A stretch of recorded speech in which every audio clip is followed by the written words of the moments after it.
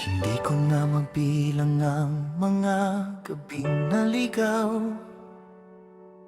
mga panahong pati sarili ko'y hindi ko matanaw. Habang ang iba'y unti-unting lumalayo sa'kin, ikaw ang nanatiling hindi bumitaw sa damdamin. Maraming mata ang humusga sa ating dalawa, maraming salitang pilit tayong pinaghihiwalay. Pero hindi mo hinayang lamunin ako ng ingay. Mas pinili mong samahan akong muling mabuhay. Hindi mo kailanman ipinamukha ang lahat ng naitulong mo sa'kin. Tahimik lang ang mga kamay mong humawak nung ako'y nahuhulog pa rin. Kung may pangalan, isusulat ko sa bawat tagumpay. Isa sa unang mababasa ay ikaw habang buhay. Mr. Covid, salamat sa pananatili. Nung halos wala nang naniwala sa sarili, ikaw ang naging ilaw sa tahimik kong dilim. Sa Bigo Live, tinuruan mo akong mangarap. Hindi lang kita gustong pasalamatan, ngayon gusto kong malaman mong bahagi ka ng bawat pagkakataon. Unti-unting nagbukas ang mga pintong akala ko'y sarado. Unti-unting nagkaroon ng saysay ang bawat pagod ko.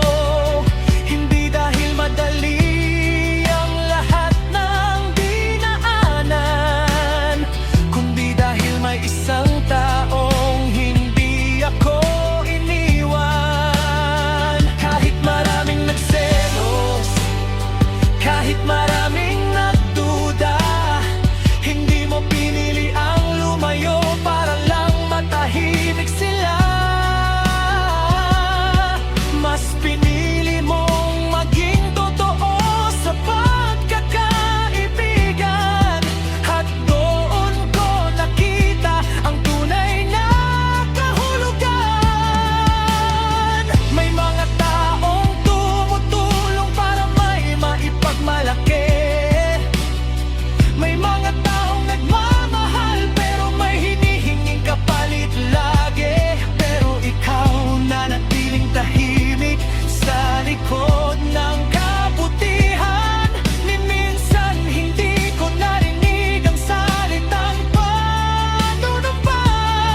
At kung sakaling dumating ang araw na iba na ang landas, hindi mabubura ang pangalan mong nakaukit sa bawat pangarap. Dahil ang taong nag-angat sa isang pusong nalulunod, hindi kailanman malilimutan ng taong muling nabuhay dahil sa tulong.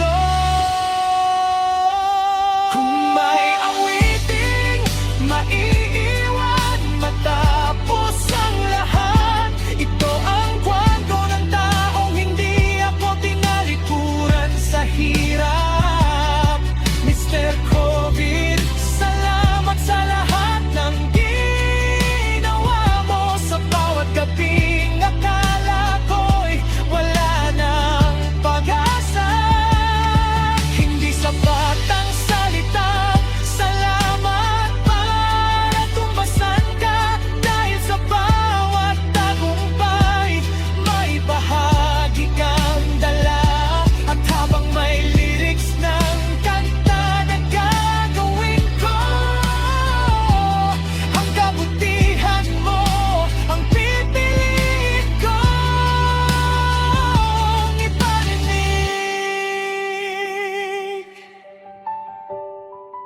Hindi lahat ay naghahanap ng kapalit.